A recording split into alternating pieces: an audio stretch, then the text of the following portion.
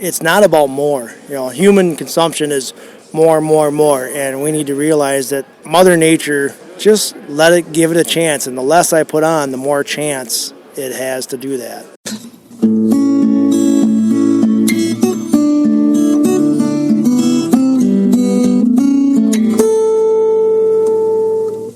Welcome to the 288th installment of Ear to the Ground, the Land Stewardship Project's podcast on family farming, regenerative agriculture, regional food systems, and local democracy. I'm Brian DeVore, editor of the Land Stewardship Letter. While driving through the upper Midwest this fall, I was struck by the number of massive grain carts I saw being pulled across fields brimming with corn and soybeans. By all appearances, it was another successful harvest, which means a profitable year for farmers, right? Well, it's not that simple. Economists estimate that with the high price of inputs like fertilizer and fuel, this corn crop was one of the most expensive to raise in history. And 2023 is looking to be an extremely pricey year to grow the crop as well. It turns out that true profitability in farming is based on one's return on investment. The math is simple. If it costs more to raise that bushel of corn or pound of beef than one receives from the marketplace, then it doesn't matter how great the per unit productivity is. It's simply a financially unsustainable situation. It's the net return we need to pay attention to, not the gross profit. In mid-September, southern Minnesota farmer Tom Cotter hosted a field day that focused on the role healthy soil can play in creating the kind of return on investment that's truly profitable in the long term. The event, which was sponsored by LSP, the Minnesota Soil Health Coalition, Superior Cannabis Company, Albert Lee Seed, and the Nature Conservancy, featured guest speaker and soil health pioneer Gabe Brown. As farmers, our profits are based on our ability to cycle solar energy, said Brown, whose North Dakota crop and livestock operation has become a showcase for profitable, regenerative agriculture. Farmers and ranchers aren't deficient in nutrients, they're deficient in biology, he added. That message, that it's not viable to focus exclusively on yields while ignoring soil's innate potential to generate food and profits, was driven home again and again during the field day. It was made clear during an opening presentation in Tom's machine shed, and again while looking at soil samples in a stand of sweet corn or checking how bale grazing has set the groundwork for a thriving stand of sunflowers. Tom raises organic and conventional crops, along with grass-finished beef, on 795 acres. He also raises hemp for grain and the CBD market, and is a partner in Superior Cannabis Company. He started planting cover crops in 1998, and half a dozen years ago adopted no-till. But Tom says rotationally grazing livestock on cover-cropped and pastured acres is what really got his soil biology activated. And that has resulted in what the farmer calls lots of less. Tom's low-lying farm is in the Cedar River watershed near the city of Austin, and he's noticing less water ponding, fewer weeds, reduced erosion, and lower fuel and chemical bills since practices that build healthy soil were integrated into the operation. But at the last stop of the day, Tom showed a field that is actually characterized by more, as in more diversity. He had participants wade into a waist-high, 19-way mix of cover crops he seeded in late July. Field day participants were sent on a kind of scavenger hunt to see how many species could be identified. Tom's plan was to graze his beef herd on this stand of cover crops, and the immense diversity of the mix, both below and above ground, will also supercharge the soil's biology, putting the field in good shape to grow future cash crops. After the field day, Tom talked to me about why he's so excited about soil health's ability to produce lots of less. But he's equally charged up about the role more can play in making regenerative farming practices a bigger, more profitable presence, not only on his own farm, but in his community. Yeah, I really call it lots of less, because the more I did this, the more I realize it's not about more. Human consumption is more and more and more, and we need to realize that if you work with nature, you don't need to. So I started realizing it's like, well, my cover crops and soil, really it's soil health, gives me less weeds out there, less loss of soil, through wind or water erosion. And there's so many things that come along, less fuel use, less machinery costs, less labor, less chemicals. But really, a lot of the biggest things I always like to end with is, less regulations, because we're regenerative farmers are doing a really good job. We need more people doing it. So that's probably the only thing we need more of, is more guys going this route. But to always think that Mother Nature, and Gabe says it great about, self-healing, all that. just give it a chance. And the less I put on, the more chance it has to do that. And I think the other thing that you're really good at is you admit that there's going to be shortfalls and there's going to be mistakes, and you've definitely had those over the years, and you say you feel like in some ways you learn more from those than you just a year that was a slam dunk and you had no problems at all. Absolutely, and that comes down to everything is related, and that's where I take the life lessons I learned from being a wrestling coach. That my boy, he was a great wrestler, but when he won an easy match, no one really learned anything. But man, when he went up against state champ and it was a 3-2 loss, boy, he learned. And that's the same thing equates to farming, that if you're not changing, if you're not doing something new every year, you're kind of staying stagnant and you're going to fall behind, because we need to move forward with farming in the year 2022 and 2025 and 35, and we need to keep advancing that. So. Yeah, and it sounds like you really make the point that it's become even more important with some of the extreme weather situations that we're seeing, that you've kind of had to deal with that, and a lot of farmers, especially in this area, have been dealing with the past couple years.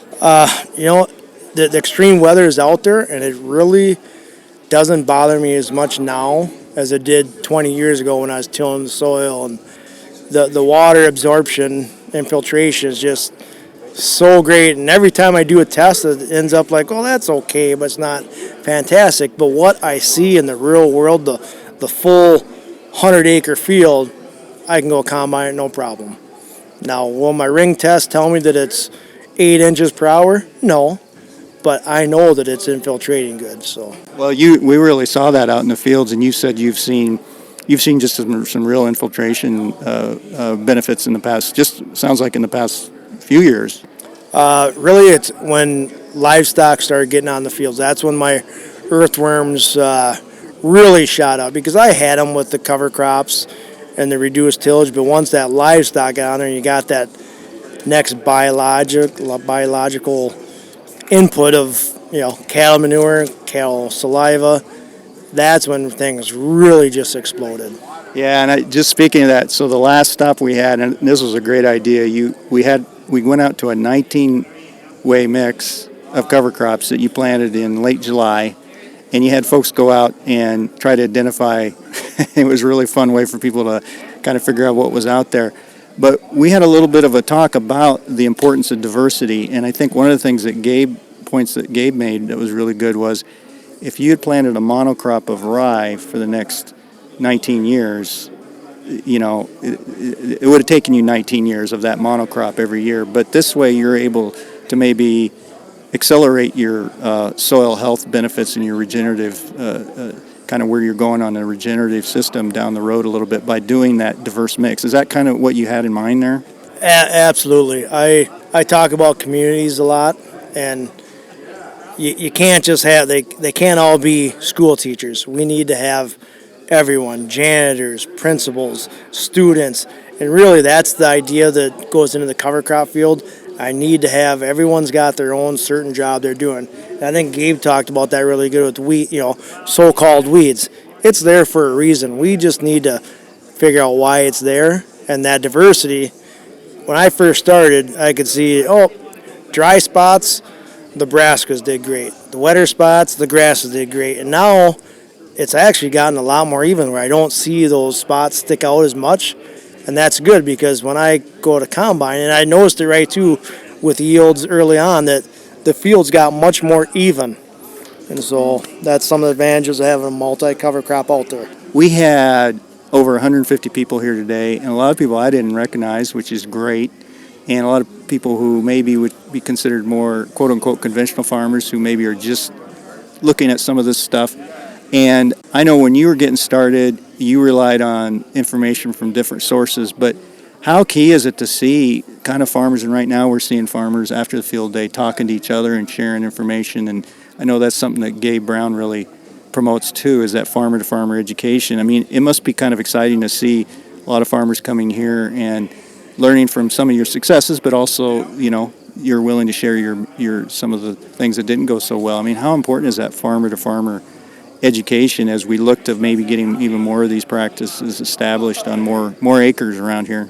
I think that's number one. networking with other farmers. It's great to come to listen to Gabe. He does a fantastic job. You can hear what I'm doing, but realistically, you need to find your core group that's within 20 miles and someone that you can talk to 5 times a week and really bounce off ideas. The one advantage I have is I got with TJ Curtis and Saddle Butte and Freeborn area soil health team, and also instead of learning one thing a year, I started learning from 20 different people, and so now I'm learning 20 times as fast. And now I'm putting a 20-way mix in, and I'm learning 20 times 20. That's 400 times faster. It just keeps on compounding, and it's so important. We talked about confidence earlier in the year. Your neighbors, your network group is what gives you confidence. And I guarantee you, I can make just about anything work if I feel confident. Is there something you really want to have to get through this year yet? We're in September now, so we're running up to harvest and all that. But over the winter, you thinking about something new ideas, or you're gonna sit on it for a while?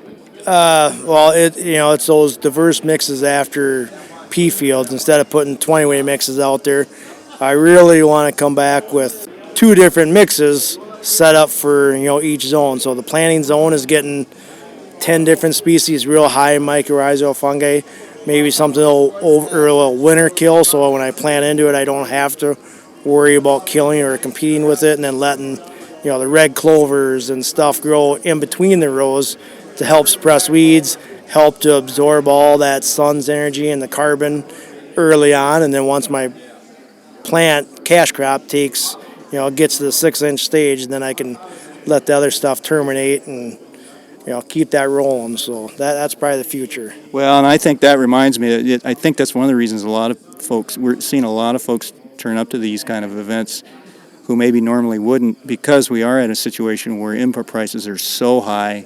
And a big message that you came across with and that Gabe came across with was, it may not be so much that we're short on fertility, but we're short on the biological activity that can kind of get that to kind of activate that fertility. Absolutely.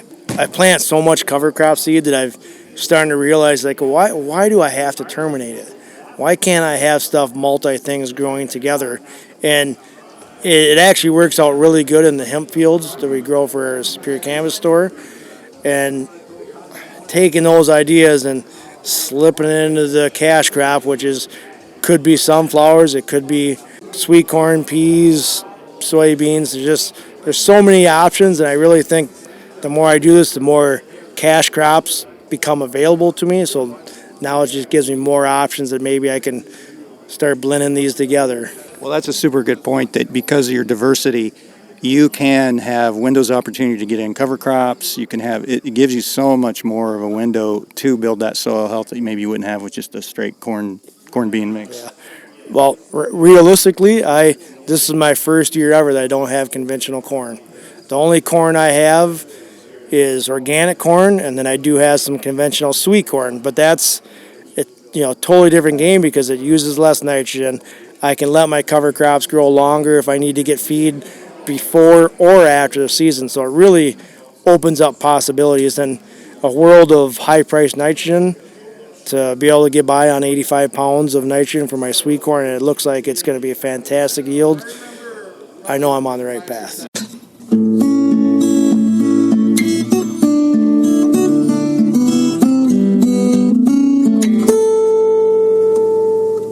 For more on ways to build soil health profitably, check out the podcast page for Ear to the Ground episode number 288 at landstewardshipproject.org. If you have comments or suggestions about this podcast, contact Brian DeVore at bdevore at landstewardshipproject.org, or you can call 612-816-9342. By the way, it helps us greatly if you can give Ear to the Ground a rating on iTunes, Stitcher, Spotify, or whatever podcast platform you utilize. Thanks to Laura Borgendale, a Western Minnesota musician, for Ear to the Ground's theme music. And a special thank you to all of Land Stewardship Project's members who make initiatives such as this podcast possible. If you're not a member, visit landstewardshipproject.org to learn how you can support LSP. Thanks for listening.